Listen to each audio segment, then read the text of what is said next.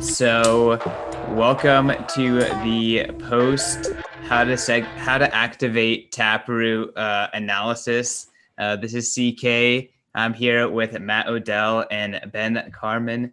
Ben is with SureBits. Matt, you guys know him from Twitter, TFTC, and a bunch of other projects. Before we get into it, make sure to smash that subscribe button, smash that like button, smash that retweet button. We got a whole Saturday of Bitcoin. You don't need college football when you have Bitcoin all Saturday morning. So this is the first shot at something like this, and maybe we'll do it a little bit more. So what did you guys think of that conversation? I personally have never been in Bitcoin during a soft fork activation. So this is a first for me. I came in a little bit after August 1st, 2017. But yeah, I think that's also true for Ben. You came after as well. Let's jump to Matt. You're the only one who's actually experienced this before. What are your thoughts currently on Taproot / that conversation? So my big takeaway from that conversation, personally, and maybe it's because I'm biased, I tend to agree with Eric's point that he kept trying to make, where it almost seems like we're asking for controversy, that we want it to be more contentious than it should be, because we have PTSD from the SegWit activation. With SegWit, we had very strong opposition specifically from Bitmain. Bitmain was funding a ton of it. And at that time, they were the leading miner in the space. It's been a long 3 years for them. They tried to fuck Bitcoin and now they got fucked. It's good to see that. But right now, I've been waiting for basically a person who's smarter than me to give like a well-structured argument for why Taproot is a bad idea. And we haven't seen that. So my main concern is that by trying to prolong it, by trying to extend it and trying to be extra conservative with how we implement this activation, that we're actually going to create controversy when there isn't really much.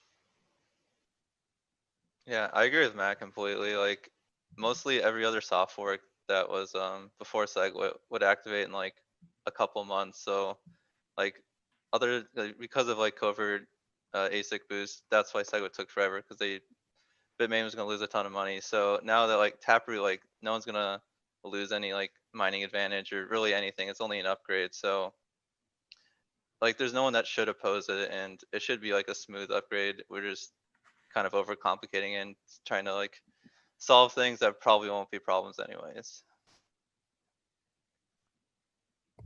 So why do you guys think that there isn't really any intelligent opposition to Schnorr and then also Taproot and anything else that kind of comes in the bundle? I mean, Schnorr is just a straight up upgrade to ECDSA. It's like the security proof is better, just less assumptions. And then Taproot, I mean, there hasn't been any like bugs found or like any flaws in the logic, and it's pretty much ironclad where it's just improving privacy and straight up enhancing people's security. So there hasn't been too much. There was maybe 6 months ago, there's like an anonymous group that posted to the mailing list doing like their like proposal against it, but it wasn't against Taproot. They wanted to just do like Schnorr, then Graftroot, then Taproot, like incrementally instead of all at once. But by and large, the community disagreed with them, saying it's better if we do this all at once because it'll improve everyone's privacy. So I tend to fall in that camp as well. For some people, the Taproot activation conversation has come out of nowhere. Like, oh, let's talk about it for longer. But this has been a conversation for a while. This has been a long review process. And with Schnorr has been something that has been wanted for years, like a huge amount of time. I think it was originally, it was protected under a patent or something, right? And that patent had to expire before you could put it into open source software. But there has been a conservative review process here. And I do agree that like we shouldn't be trying to push things through without review. It's just the review has been there. And as I said before, like we just haven't seen any kind of real solid arguments against it. So maybe we're making a bigger issue of it than there should be.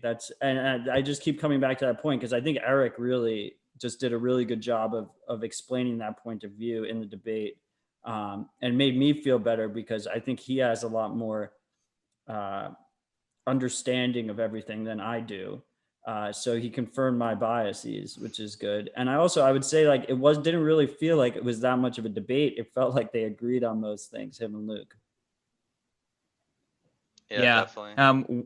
One thing that Luke was suggesting that was a little unique was he learned from UASF that activating the soft fork outside of core potentially is a healthy thing. What do you guys think of using an alt client to signal and activate the Taproot soft fork rather than kind of steamrolling it with through core or something like that? We can go to Ben. I know on the IRC chats about this, he got a lot of pushback asking for this, so I don't know if that will actually happen, but I think it can be a good idea because then you just leave core as like the kind of like lib consensus kind of thing where it's just like consensus client of how to find things, and then there's no politics in that, and people just run what they want, and you just make a fork of core and add your own activation logic. Fairly trivial to add, and that would be nice, but I think there's definitely an advantage to having it in just the core like 0.21 release, just saying download this and you'll get activation without having to go like to someone else's site where it's a lot easier to go to like bitcoincore.org and do what you've always done to get your node.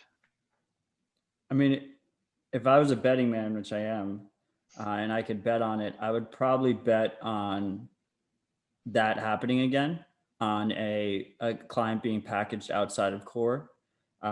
It could actually end up being packaged by a core dev, one of the top core devs, and we would never know, right? They would just do it under a NIM. And it provides political cover. And we see it right now happening with this whole activation talk. It's like no one wants to put their name on this shit. Like everyone is so scarred from SegWit that they don't want to put their name on it.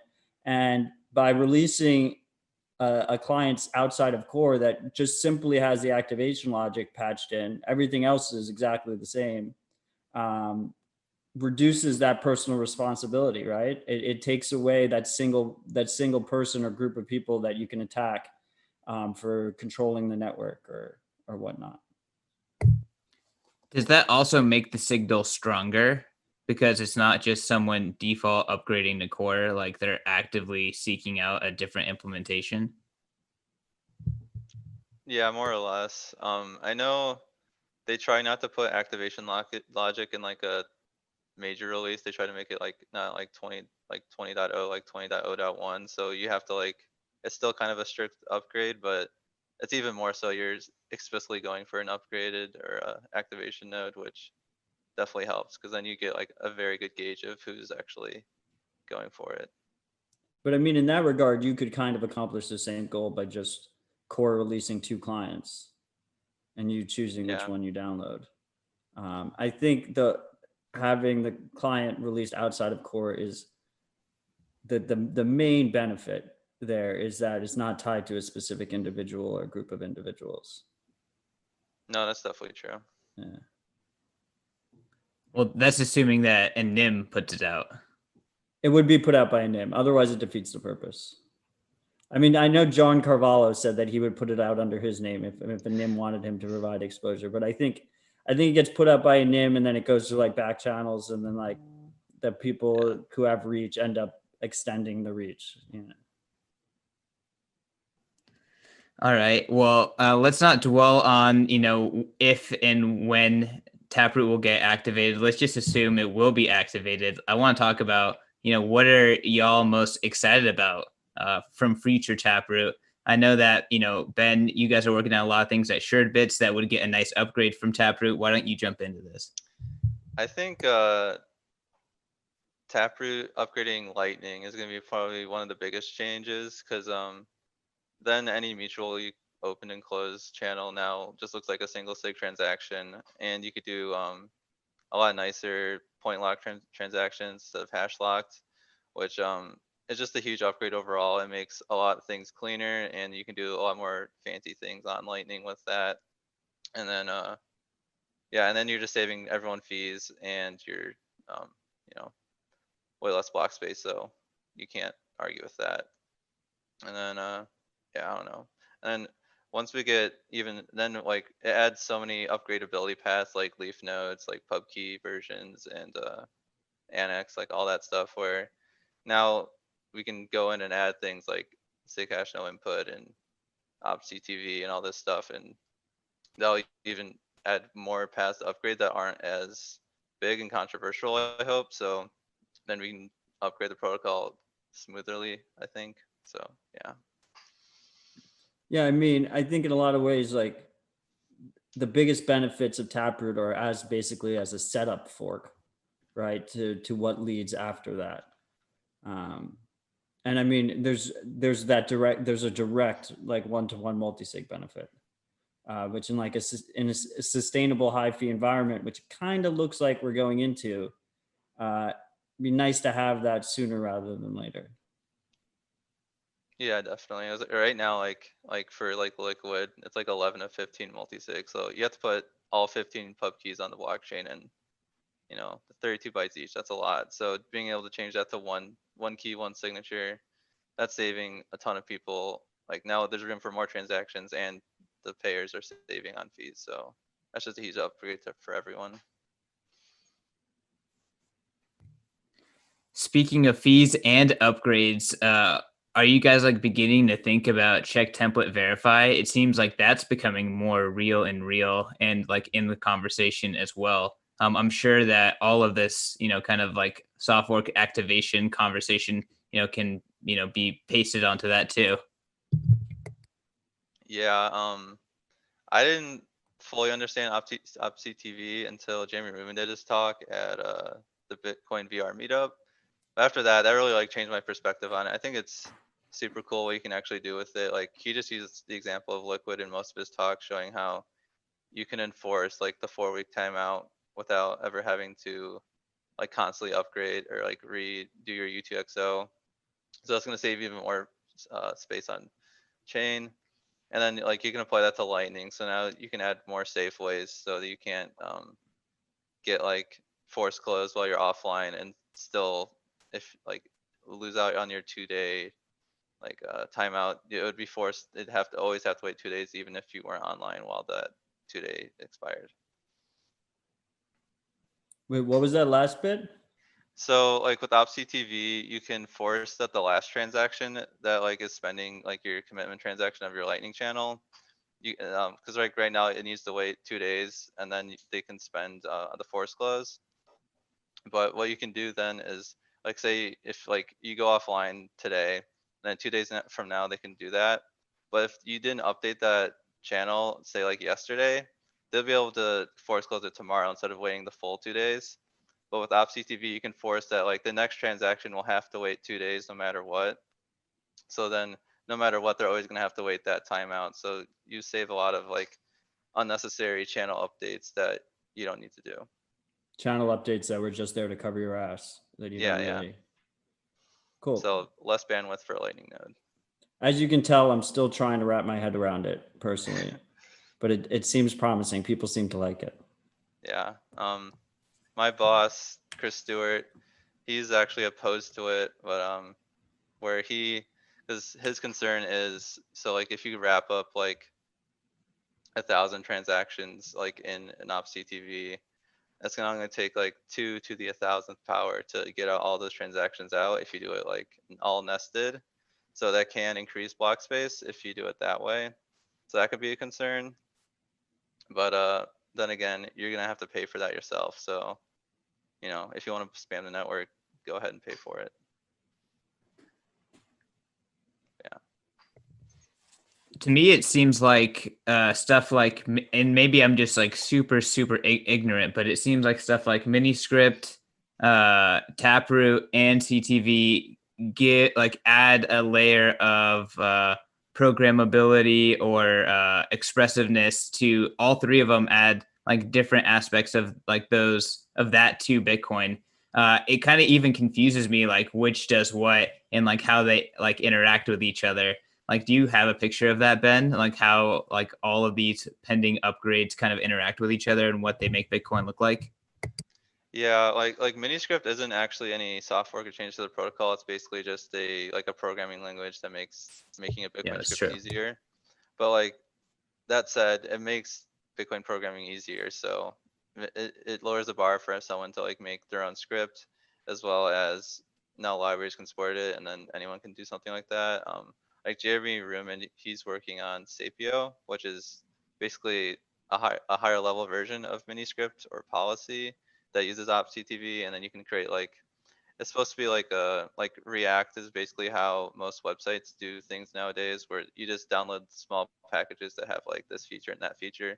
So you want to make that for Bitcoin scripts, where you just, I want this script to have an HTLC on it and be a 203 multisig. So you just type in, like, you just add those packages, type in your pub keys, and it's done, versus having to like write out the whole fancy script for it.